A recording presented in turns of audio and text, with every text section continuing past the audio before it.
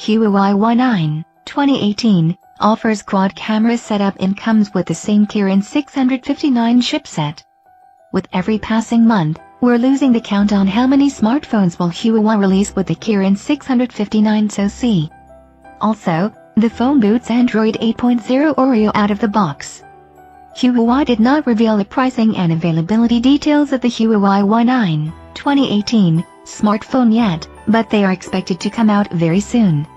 The newly announced device sports a 5.93-inch Full HD Plus display on the front with a resolution of 1080 by 2160 pixels. And as stated, it's powered by the Kirin 659 chipset, coupled with 3 GB of RAM and 32 GB of internal storage.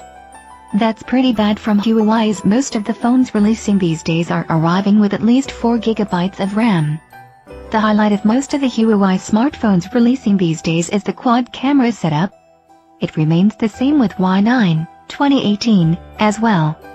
The phone offers a 16MP primary camera at the back along with a 2MP depth camera, followed by a 13MP primary selfie and a 2MP front-facing shooter.